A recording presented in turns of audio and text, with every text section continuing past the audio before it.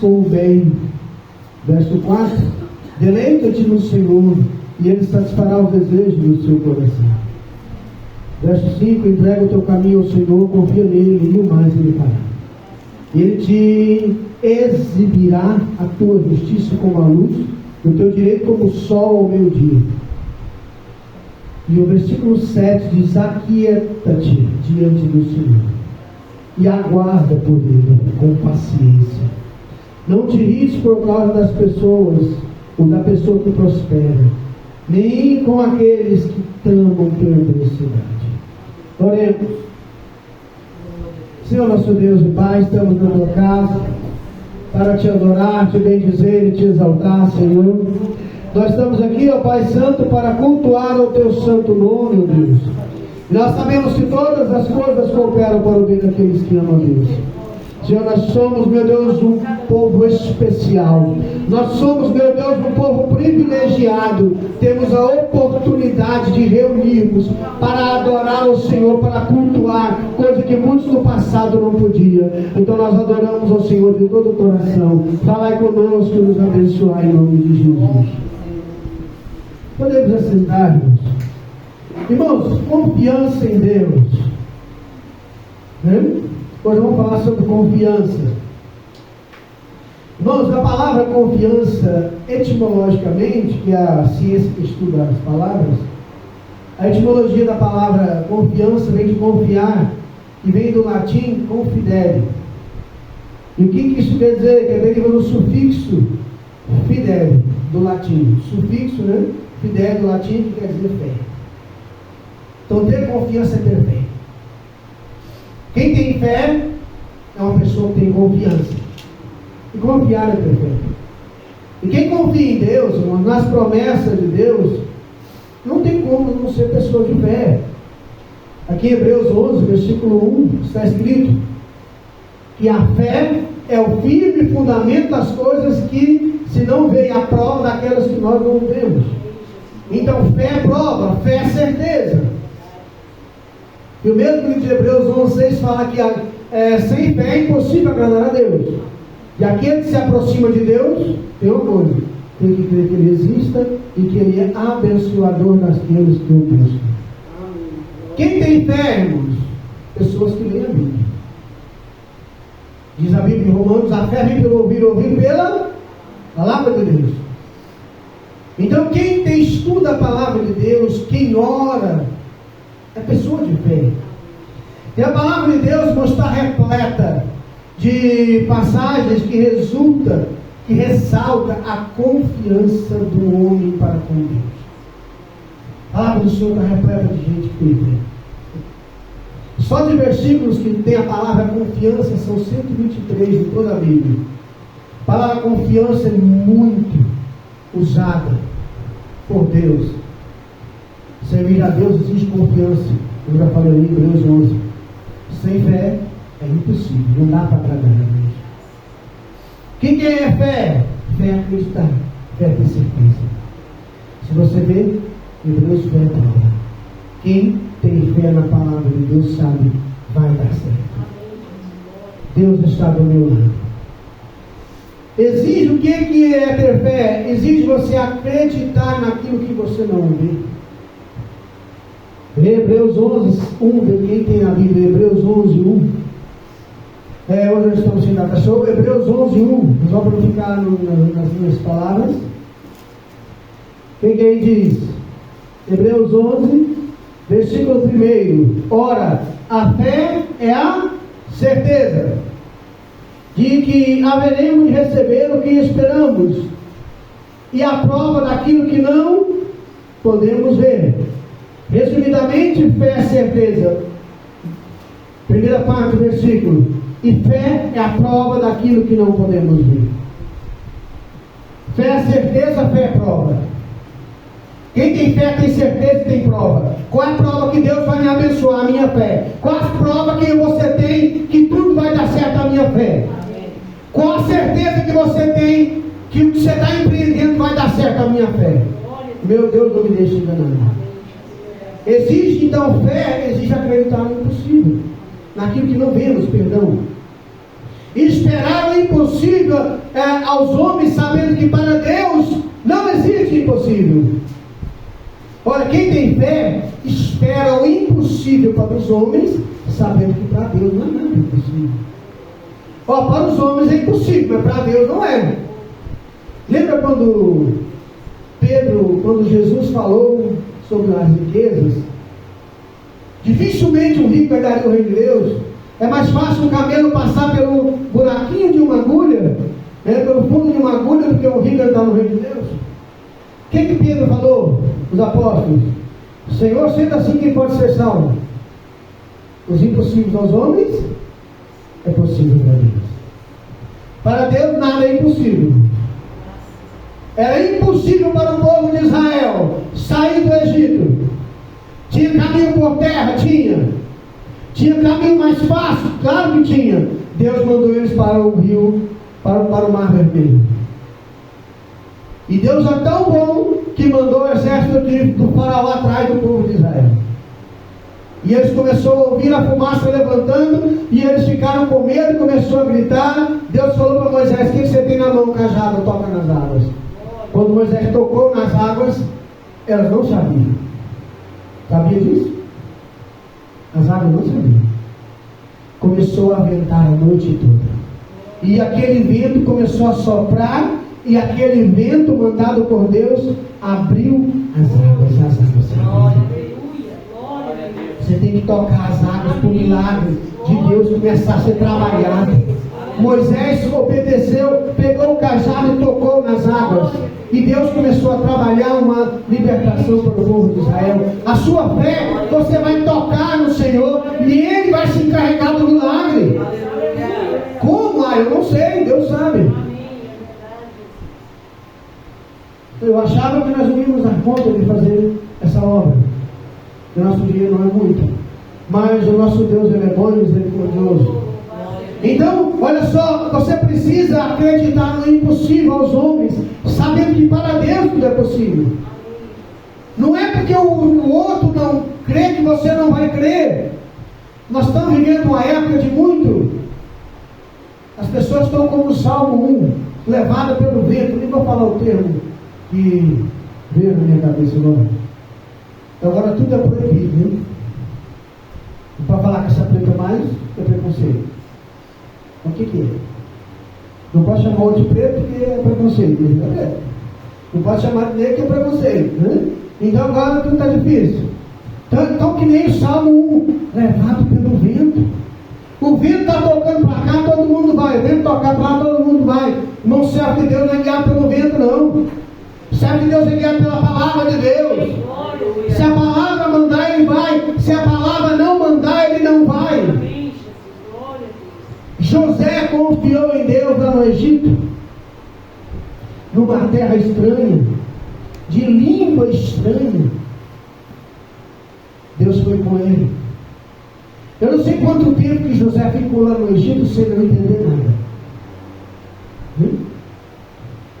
Eu não sei quanto tempo que ele ficou ali, mas ele teve que aprender a duras penas a linguagem egípcia. E quando seus irmãos foram visitá-lo, ele já era governador. Os irmãos não sabiam que era ele, porque ele falava em língua egípcia. E com os irmãos tinha um tradutor para não dar cidade com isso. Só que ele entendia tudo que os irmãos falavam. Então José, não sei quanto tempo ele ficou ali sem aprender o idioma. Mas José, ele foi vendido pelos seus irmãos para ser escravo. E ele foi escravo durante muito tempo. Só que José é aquele homem que aprendeu com o pai e com a mãe, dar o seu melhor, como diz Mário Cortella, dar o seu melhor na condição que você tem. Não ser medíocre, dê o seu melhor na condição que você tem. Então José deve ter pensado: se for para mim ser um escravo, eu vou ser o melhor escravo que possa ter. For para me cuidar da plantação do meu Senhor, eu vou cuidar da melhor maneira que vai dar muito fruto. Eu vou irrigar, eu vou adubar, eu vou estercar, e o negócio vai produzir. Para me cuidar do rebanho, eu vou cuidar como se fosse o rebanho do meu pai. E tudo que ele punha a mão era abençoado, porque ele fazia com esmero. Ele dava o melhor na condição que ele tinha. Tem gente que pode ter o melhor na sua casa. Ele acha que quando ele tiver uma casa melhor, tudo vai ser bom. Não vai ser não, irmão. Você tem que aprender a zelar da sua casa assim como você tem. Você tem que aprender a zelar daquilo que Deus te deu. Então José, ele foi vendido, e lá ele foi escravo, e ele foi galgando posições, deixou de ser um escravo comum, passou a ser um mordomo da casa de Potifar, que aquele que governava a casa já se vestia melhor, tinha uma vestimenta diferente, ele já tinha acesso a uma alimentação melhor. Então José, ele tinha autoridade.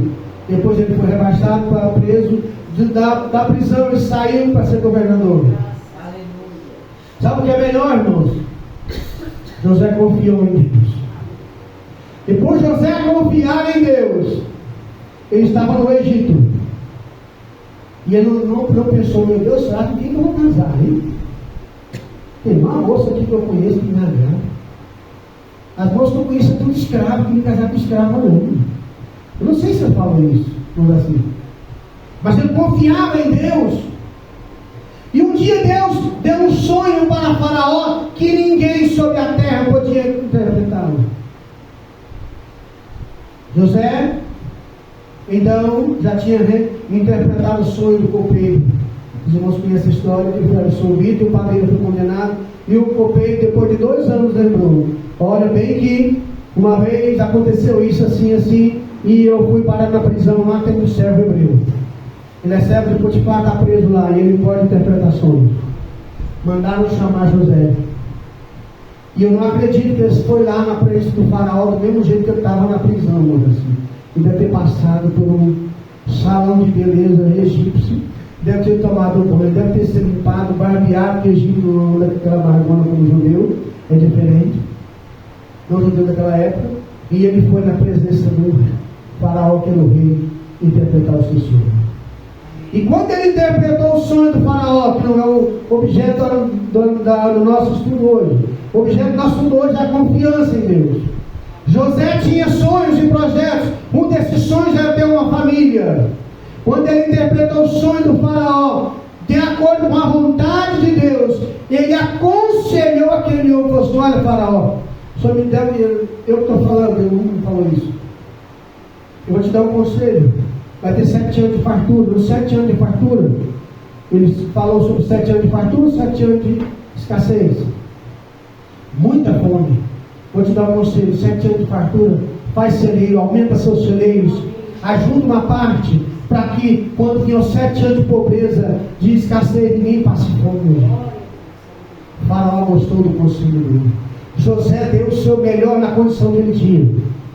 Porque ele não foi chamado para dar conselho, ele foi? Quando assim foi chamado para dar conselho para o rei, foi chamado para interpretar o sonho. Mas ele deu uma oportunidade. Ele disse: olha, 7 anos de fartura, 7 anos de muita pobreza, vai morrer gente mais de fome. Ajuda a comida, faz celeiro, estoca alimento. Então o faraó tirou o seu anel do seu dedo e falou assim: olha, eu sou o rei, mas sem o conselho desse rapaz, ninguém vai arredar o pé no Egito. Sabe o que aconteceu naquele dia? José também ganhou uma esposa. Ele casou-se com Potífera, filha do sacerdote de On. Casou com uma mulher, digamos assim, da nobreza, por assim dizer. E Deus o abençoou. E ele teve uma família abençoada. Porque ele confiou. José buscou a Deus, e Deus a ele deu tudo o que ele precisava. Sabe qual é o problema hoje? A gente quer imitar o Egito, imitar o mundo. O mundo representa o Egito. Irmãos, lá no Egito era a nação mais pecadora da época. O Egito tem milhares de deuses, muitos deuses. Mas José não copiou o Egito, ele continuou sendo fiel a Deus. Por que eu sei? Porque Deus era com ele. Se Deus era com ele, ele continuava fiel. Podia andar como egípcio, vestir como egípcio, que ele não era dono de si. Só depois que ele passou a ser governador, que ele passou a ser, ganhou sua liberdade. Enquanto estava na prisão, ele era servo do Potifar. Ele tinha um senhor. Então, José não imitou o mundo, ele não imitou o Egito, mas ele governou o Egito. Sabe o que é melhor? Ele abençoou o Egito. Tem servo de Deus hoje que ele copiar o mundo, ele quer andar com o mundo, ele quer falar com o mundo. Nós não podemos falar como o mundo, nós não podemos andar como o mundo anda. Quando eu me converti, final da década de 80, começo da década de 90, você via um crente a 1 quilômetro de distância, você sabia que era crente. Manga longa, camisa pontuada até em cima, bem mais que a minha que está agora. Era diferente. As irmãs, cabelo longo, bem vestido, decentemente. Hoje vocês não sabem mais nada disso. Muita coisa mudou, irmãos, mas a maneira de tocar o coração de Deus não mudou. É através da oração, jejum e consagração. Então José confiou em Deus e Deus lá no Egito abençoou ele. Se você confiar em Deus, lá onde você está, Deus vai te abençoar. No seu trabalho, na sua casa, na sua família. Outro que confiou no Senhor e Deus o abençoou foi Daniel. Ele confiou em Deus e Deus o abençoou. Para quem não sabe, Daniel chegou na Babilônia com 17 anos, segundo a história. Ele morreu com 80. Isso quer dizer que ele viveu 63 anos na Babilônia, na nação mais pecadora da terra, na nação mais terrível da terra, e numa terra estranha. Também Daniel, que é de linhagem nobre, ele viveu ali e foi ricamente abençoado. Porque desde o princípio, no capítulo 1 e 2 de Daniel, diz que Daniel colocou firmemente em seu coração não se contaminar com a Babilônia. Aí talvez você ache que é só por causa da comida. Muitos acham que Daniel ele era vegetariano. Não, o problema de Daniel é que ele passou a comer legumes e verduras e água, porque ele não queria comer a comida sacrificada aos ídolos. Então fala, já que eles não comem tanta verdura, eu vou comer verdura que eles não vão sacrificar aos ídolos. Fiz um propósito, Deus o abençoou. Deus era com ele. Numa nação idólatra, Daniel e seus amigos confiaram no Senhor. Confiou tanto, que ele cresceu e prosperou. Daniel chegou a ser governador da Babilônia. Ele era um dos 3 que eram governadores da Babilônia. Tinha 3 governadores, que eram chamados de sátrapas, aos quais os prefeitos prestavam contas. Daniel ele cresceu. E quando você começa a crescer, cresce também a inveja, cresce as pessoas querendo te derrubar. Tentaram derrubar Daniel, e uma vez ele foi parar na cova dos leões, e de lá o Senhor o livrou. Amém. Outra vez Sadraque, Mesaque e Abednego foi parar na fornalha de fogo, de lá o Senhor não apenas livrou, mas caminhou com eles na fornalha. O Senhor vai caminhar no meio do fogo com você, ele vai caminhar no meio dos leões, mas você tem que aprender a confiar no Senhor. Assim como Daniel, não posso contaminar com esse mundo, com as ideias desse mundo, irmãos. Estão tentando assassinar a família. Como? Com a ideologia de gênero. Estão tentando fazer com que a gente ache que tudo é normal. Nem tudo é normal. Nem tudo é normal. Eu posso aceitar, respeitar algumas decisões das pessoas, mas eu não posso concordar com elas. Romanos 14: bem-aventurado aquele que não se condena naquilo que se aprova. Eu não posso concordar. Deus criou o homem e criou a mulher, macho e fêmea os criou. Você tem que tomar cuidado com a sua família. Você tem que conhecer o maior bem a sua família. Olha, o outro que confiou em Deus e foi ricamente abençoado foi Paulo. Paulo foi o evangelista que mais evangelizou o seu mundo da sua época. Alguns dizem que o evangelho deve mais da metade do evangelho que nós conhecemos hoje a esse homem de baixa estatura chamado Saulo. Saulo não era alto. Saulo abriu igrejas, empreendeu. Ele abriu igreja, estabelecia alguém ali como pastor, e ele fez isso em vários lugares, até alguns continentes da Europa. Ele evangelizou o mundo da sua época. Só que ninguém sofreu como ele. Mas mesmo assim, ele pôde dizer, Deus falou para Paulo, lá em 2 Coríntios 12, 9. Ele me disse, ele me declarou, a minha graça te é suficiente, pois o meu poder se aperfeiçoa na fraqueza. Aí Paulo, sendo assim de boa vontade, eu me gloriarei nas minhas fraquezas, a fim de que o poder de Deus, de Cristo, se repouse sobre mim. Amém? Paulo era aquele homem.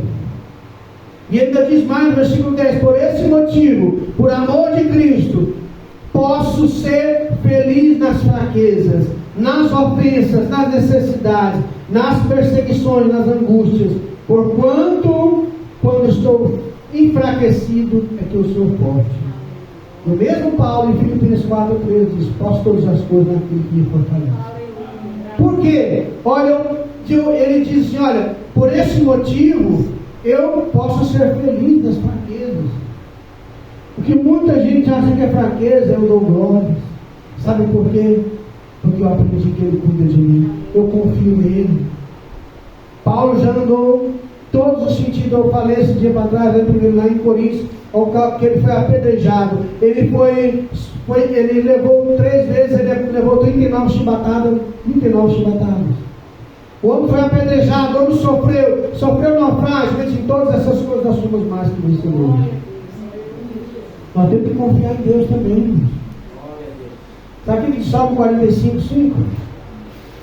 Oferecer sacrifícios justos com Deus, como Deus requer, e depositarei toda a minha confiança no Senhor.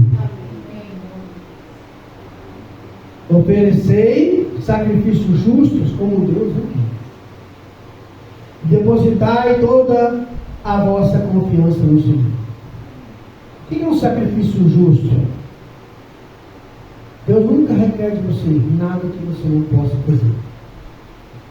Deus não vai pedir algo que você não possa fazer.